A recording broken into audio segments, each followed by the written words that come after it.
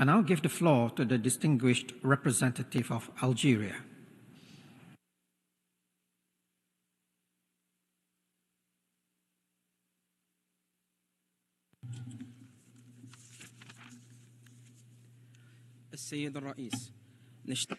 Mr. President, we convene today here at the General Assembly, the Parliament of the world that expresses the will of all member states and free peoples of the world. We convene after the use of veto against a draft resolution submitted by my country to the Security Council. The draft resolution that we have submitted based on the instructions of the highest authorities in Algeria in consultation and coordination with the Arab group in New York was clear in its demand and its intention, in line with the call of millions of people around the world.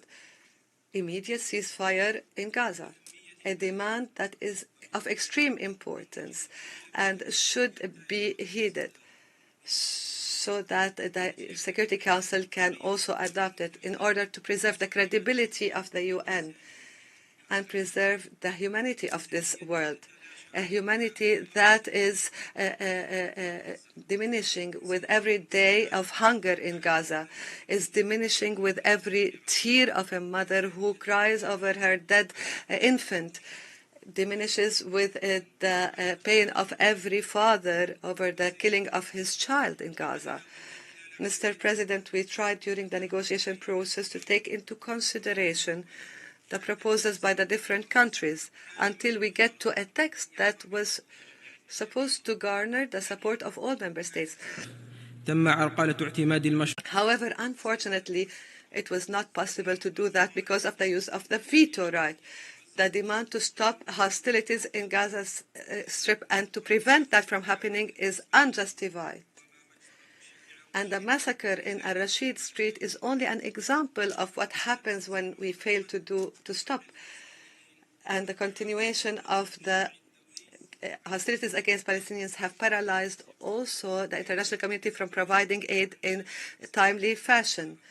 The amount of aid has also been reduced by half this month, which shows the limited impact of both Security Council Resolution 2712 and 2720, and shows that the Secretary General was right when he announced, and I quote, "A ceasefire for humanitarian reasons is the only means to start fulfilling the urgent needs of the population in Gaza," end of quote.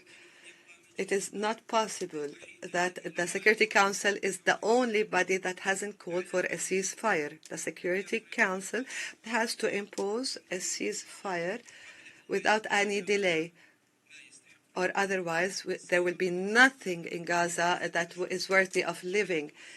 For 5 months, people are being killed in Gaza Strip because it's maybe uglier in the eyes of the occupation. It is being bombarded collectively. As a collective punishment of Palestinians, the situation will deteriorate further, surely, once a ground operation is launched in Rafah. Therefore, we warn against these plans and reiterate the need to stop them and prevent them. The situation in Gaza is unbearable, and the situation of the Palestinian people are given the option of either dying by lethal weapons that countries need to stop providing to Israel, or to die of starvation or disease. This requires the lifting of the siege and delivering basic humanitarian assistance to them. This catastrophic situation that we have reached today as a result of the intransigence of the Israeli occupation and preferential treatment by some in the international community, and they think that they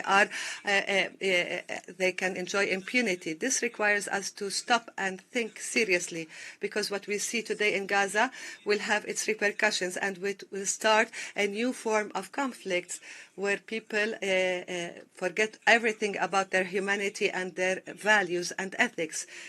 We see horrific images that we thought had long disappeared from our world today.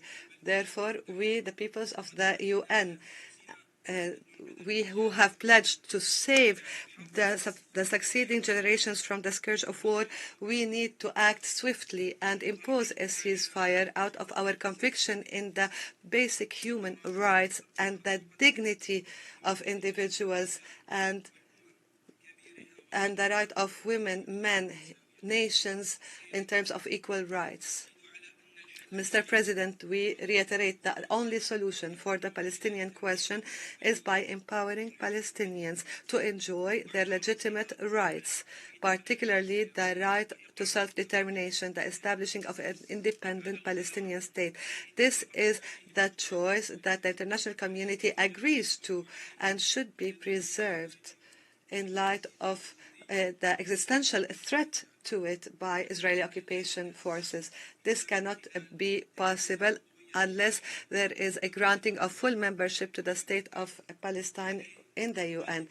Accordingly, we reaffirm our commitment that was expressed by the President of Algeria, Mr. Tebboune, to work with our brothers in the Arab and Muslim world and with all countries who support freedom and rights around the world to achieve this noble goal.